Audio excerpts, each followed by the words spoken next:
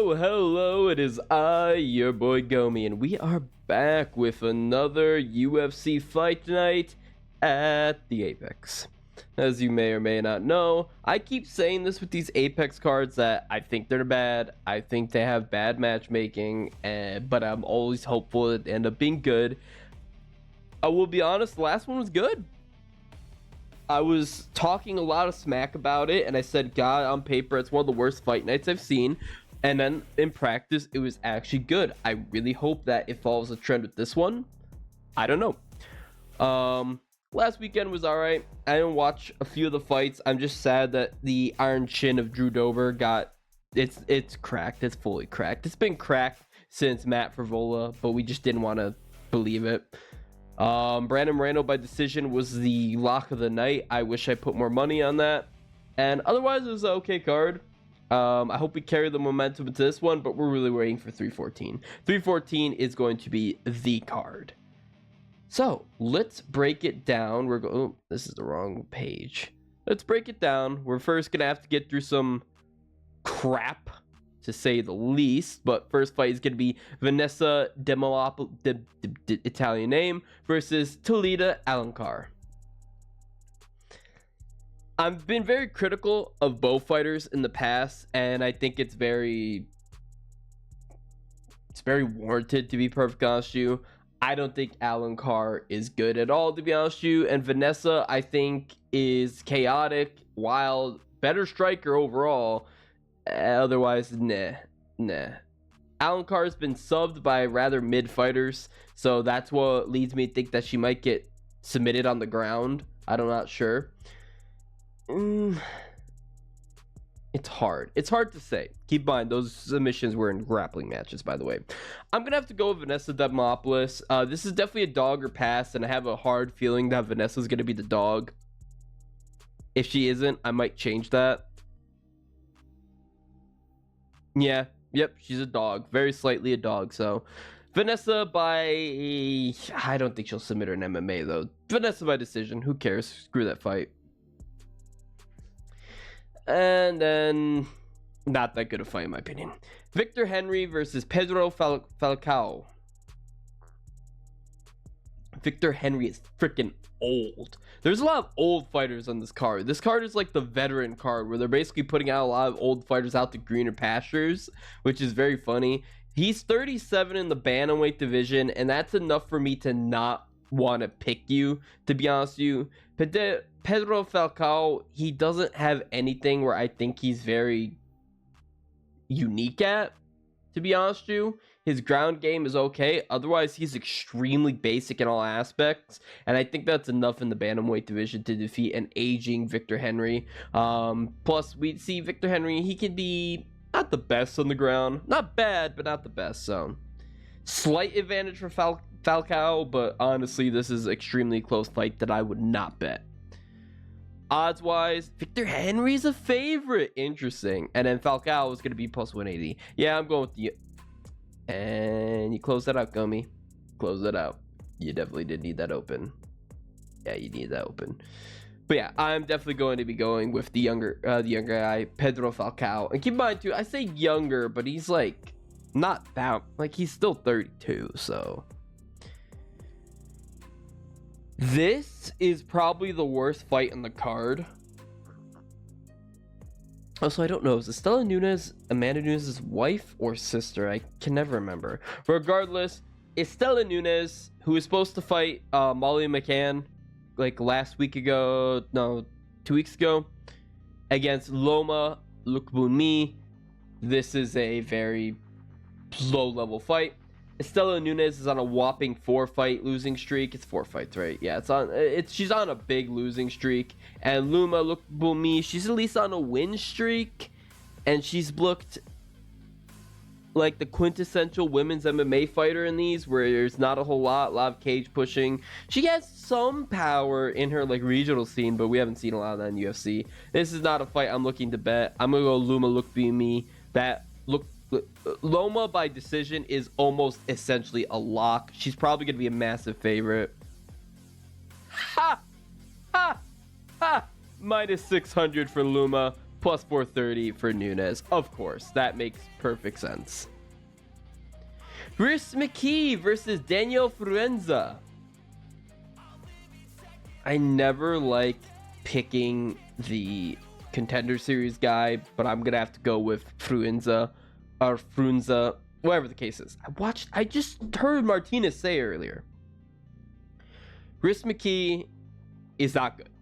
I don't think he's good. A lot of people kept saying, oh, he's got some skills, because they looked at his fights, and yeah, he had some skills. He looked decent in those fights, but he lost them. Simple as that. He looked decent against Angelusa, lost. He looks good against Chidi, lost.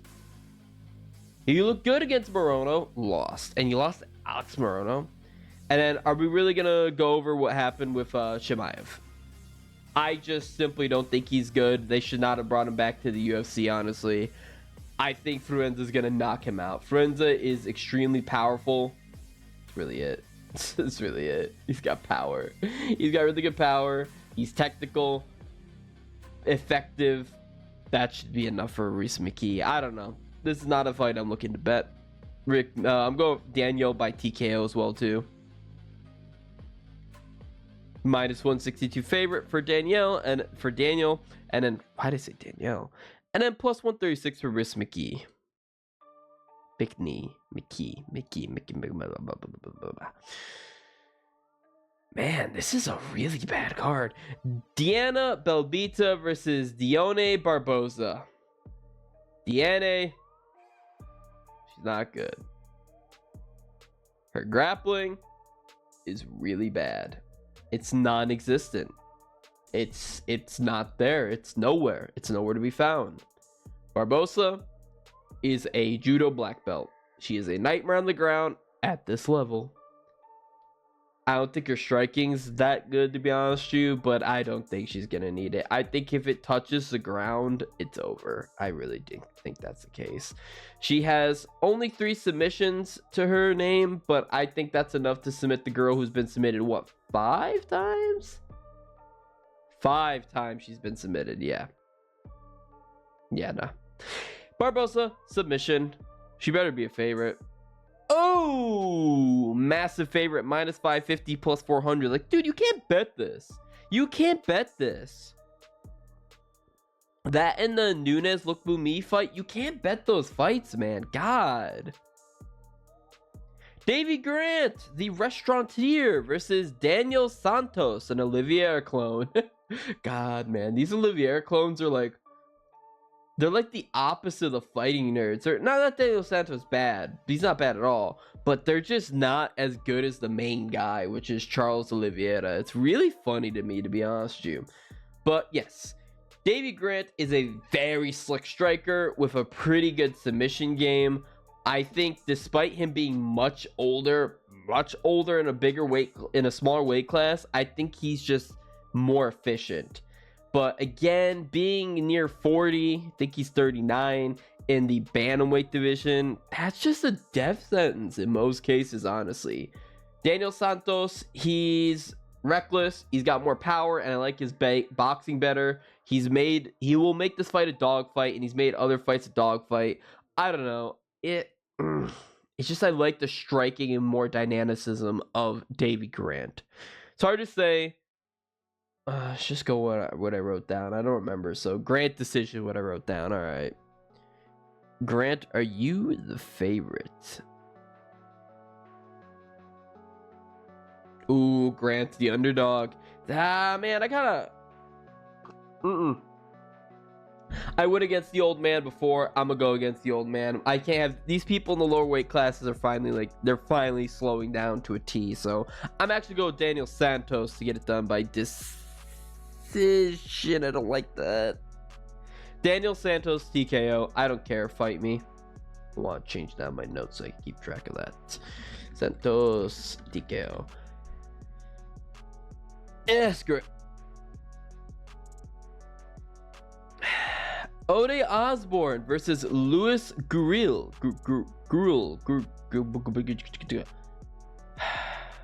Early, it's Ode Osborne. Early, he's got this. He slows down heavily past round 1. His striking and submissions game is very nice, and I can see him hunt for a submission very quickly into the fight. But Gurul, I haven't found him that impressive, but I just think his cardio and power is better. Simple as that. Better cardio and power with a basic skill set that doesn't really stand out can be enough to beat Ode Osborne, as long as Ode gasses out. If he can make it past round 1, all Lewis. If it's before that, it's gonna be Ode. I don't want to pick on this, to be honest with you, so I'm gonna go Gurul. No, I want Ode sub. I'm gonna go Ode sub. Plus 185. Stop picking the underdogs, Gomi. Minus 225 for Lewis. And on to the main card. Jesus Christ, that's a rough prelims. Oh my god. Torrence Finney finally in the UFC against Robert Valentin. But he's not 3-0. Finally, man. This guy he's 3-0 in the Contender Series. I don't know why Dana just kept ringing him through the ringer at the Contender Series. I really don't. He won his first fight, and it was a very impressive, very good showing. And said, I need some more experience for me. He did the Bo Nickel thing, which he just wanted to boost the ratings for the rest of the series, I'm going to assume. But then he got the decision, and he looked technical. He was very smart, wasn't super exciting. So he's like, nah, I'm not going to sign you anymore. He comes back, and then he destroys the guy. And then finally Dana White's like, I guess I'll sign you. I don't know what Dana White does with anymore, to be honest with you. But at least they gave him a layup fight. Robert Valentin, he's got some tricky striking. I think that's it. I think everywhere else, Torrence Finney, despite being like a shorter, stockier guy, he's a very short guy for his middleweight. I think he's very strong. He's very impressive when it comes to the ground, and I just really think he's built weird, which will allow him for even better cardio and grappling. Nasty ground and pound, like I said, really good, really good cardio. He just needs to be worried about Valentin early on, landing some really good strikes, and also from the bottom, his body game is not bad, but I think his cardio is bad. So give me Torrence Finney to get it done, and I think I'm gonna take him to get it done by TKO. Yeah, I'm gonna take TKO. Oh man, two vets of the middleweight division. These are two old heads versus each other. GM3. How many GM3 fights have I covered on the channel? I've been doing this for what? 3 years? No. And somehow still, like, I feel like I've talked about GM3 like 7 or 8 times. And then Brad frickin' Tavares. Jesus Christ, Brad Tavares is bad now. He's really, really bad now. I was trying to think, when did he get so frickin' washed? And then I realized it was a DDP fight. Great fight. Go watch that. I love that fight. Also love that card 276. That card like ended up being a very legendary card. It was a great card like from the start, but if you look back, it had so many future middleweight champions, featherweight champions. It was just a very interesting card overall. I like it a lot. Brad Tavares, his chin is gone. He looks aggressively mid. He's getting rocked by Chris Weidman coming off Weidman surgery. I said that was going to be the massacre of the night. Brad Tavares barely sneaked by there multiple times. I was like, no, he's getting tagged. GM3 is slowing down, but he's striking looked good in his last fight against Reiner de Ritter, to be perfectly honest with you. I like GM3 late. I still don't feel like he's slowing down yet. I just feel like he's completely stagnated. He is completely stagnated in terms of what he is, but still, also 50 fights. God, the 31 for Tavares is alarming, but the 50-something fights per GM3 is disgusting. But ultimately, if you follow the channel, it's GM3 rounds 2 or 3 sub. It's simple as that. It hasn't been 3 as much lately. It's been more so round 2. But just take it. Just take it. I think he can get another GM3 sub. I know Brad Tavares is extremely hard to finish when it comes to submissions. I was going to say extremely hard to finish, but he's been knocked out plenty of times before. Now, GM3's hard. It's going to be hard for him to get the submission. I'm going to trust faith in the GM3. Also, striking's gotten a lot better as well, too. So, GM3, sub, round 3. Odds-wise, Oh, I forgot the odds for the Fitty fight. Yeah, he's a massive favorite, of course. GM3 is an underdog, of course, plus 215 and minus 265 for Tavares. Okay, never mind. I could see him being an underdog, but minus 265 for Brad Tavares? You're a fucking idiot if you bet that. Even if he does win. I'm not going to get into this fight. You want me to get into a Martin Buday fight? You want me to get deep into a Martin Buday fight? I have a piece of burger stuck in my teeth. More interesting than a Martin Buday fight. I'll get a toothpick and get later. Yeah, Kenny Nchukwu. He's had some very spotty performances. How the fuck do you lose to OSP? God, I lost so much money in that. Kenny Nchukwu, since going up to middleweight, or since going up to heavyweight, has looked better. But again, that's just because heavyweight's a very mid division unless you're Tom Aspinall. I guess Cyril gone, Volkov, and Almeida, and Jones. But he still just looked, I don't know. I'm so hard to say with Kenny. I don't know yet. He has a massive reach advantage. Martin Buday, he's not a big, like, he's supposed to be a really good grappler, but he doesn't use it at all. He's a power puncher with extremely low volume. I don't think he's that powerful. I think Kenny will just pick him apart from distance, get it finished, to be honest with you. Give me Kennedy Nchukwu 2 KO. I don't know why I even talked about the fight so much. Minus 325 for Kennedy and plus 260 for Martin Buday. This is a bad card. Cortavius Romerios versus Cheng Ho Lee. If you're also a fan of the channel, you know how I feel about Road to UFC. I don't think they're that good. I know I picked against that one guy from Road to UFC who's like minus like 1,000 or whatever, and he won very easily. I don't care. I'm going to keep it. Keep in mind, the Road to UFC fights were so good. Go watch those fights, but almost all of them since coming to UFC have been booty cheeks. Romerios, another Contender Series fighter who got in somehow. I don't know. I don't think he's that good, to be honest with you, but he's just an aggressive pit bull. Simple as that. He throws caution to the wind. He pushes heavy pace, and he throws volume. I think that could be enough to overwhelm Lee. Give me Romerios TKO, I guess. Eddie's plus 124. And then Chang is minus 148. Wow, this is the co-main event of the evening. Pat Sabatini versus Joe Anderson Brito. Should be a fun fight. Pat Sabatini, while not the best, he throws down, he puts down fun fights. Same thing with Joe Anderson Brito. Not the best fighter, but he's a very powerful striker, and I like him way better on the feet. I think Pat Sabatini is probably the better striker. The problem is his chin is just gone. It's dead. He does not stop smiling at me. I like his face, actually. Not even smiling. I don't like his face. But he's not durable. Simple as that. We've seen that in the Lopez fight. We've seen that in the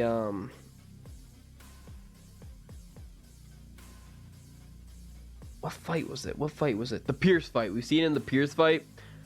He's been tagged plenty of times before, and I think Brito will tag him, to be perfectly honest with you, and I think he can knock him out. Also, was he flatline KO'd by Damon Jackson? He was KO'd by Damon Jackson. I forgot about that. That was a while ago. But I just think, like, the power punching of Brito should be enough. Unless you're going up against a very slick or, like, pretty kickboxer, like Brito usually does, that's where he struggles. But that's not Pat Sabatini. If it gets to the ground, I think Brito, his submission game is going to be decent enough to keep him alive. And I don't think Pat Sabatini's submission game is good enough to submit Brito. So I'm going to go with Brito to get it done by TKO, but that's not what I'm very heavily looking to bet. Brito is minus 230, Pat Sabatini plus 190. Makes sense. And on to the main event of the evening. Josh Emmett is back. He's back, and they're giving him Lerone Murphy. God damn it, man. What is the UFC doing? I know what they're doing. They're trying to destroy the 40-year-old man and just throw him to the wolves, but they could have built something off Emmett. This is going to be a featherweight matchup between Josh Emmett and Lerone Murphy. Josh Emmett's going to be 40 years old. Fuck. 19 wins, 4 losses, 7 knockouts, 2 submissions, 5'6" in terms of height, orthodox stance, 70-inch reach disadvantage, a 0.91 takedown average, a 37.74% significant strike accuracy. That's pretty bad. That's really bad, actually. Plus 255 underdog. Significant wins over, thank the Lord, Bryce Mitchell. Calvin Kattar, that's bull BS. I'm still mad at that, actually. But I've forgiven him fully, holistically for what he did to Mitchell. Dan Ige and Shane Burgos. Good wins, actually. Good wins. Lerone Murphy is 33 years old, 15 wins, no losses, 7 knockouts, no submissions, 5'9" in terms of height, orthodox stance, 73.5-inch reach advantage, a 1.78 takedown average, a 59.55% significant strike accuracy, minus 330 favorite. Significant wins over Dan Ige, Edson Barboza, and Josh Culibao.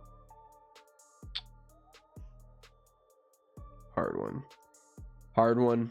Not hard to pick. Hard because I want Josh Emmett to win. I see why they want to just throw him to the wolves, but like Emmett can be an exciting striker. He has to have some boring fights, as you can see by the fact that he has a lot of decisions. But still, like when he knocks people out, he knocks people out. Why can't we just give him some aggressively mid guys so he could just flatline at this age? He's not gonna go for the belt. He had a shot. He's too old. Just give him some guys to just blitz. Why are you giving him an undefeated but pretty boring fighter in Lerone Murphy? Lerone Murphy is a very pretty technical kickboxer. He did get dropped his last fight out against Dan Ige, but other than that, he's perfect in almost all his fights. He has a very strict game plan. And he's very accurate. But I just don't find him exciting. Simple as that. I don't. Unless he's like being heavy hammered to somebody's nail. Yeah. But otherwise, Emmett can tag him. We saw Ige do it. Dan 50k Ige. And I think Emmett hits harder than 50k Ige. So I would love to see him just flatline start Lerone Murphy. Last time I said that about Josh Emmett is I said, I don't think it'll happen. But I would love for him to just flatline KO and start Bryce Mitchell. Maybe we'll get it again. Either way, the long layoff for Josh Emmett, the age, and I just think Murphy is going to have the better skill set. All tell me to point towards Lerone Murphy to get it done by decision. But my heart, my body, and my soul wants Josh Emmett. Josh Emmett's striking can be very inaccurate. He really searches for that one bomb, and he sets up shots that just go nowhere to set up that big shot. He throws out shots to set that up. That could get him caught and countered by Lerone Murphy.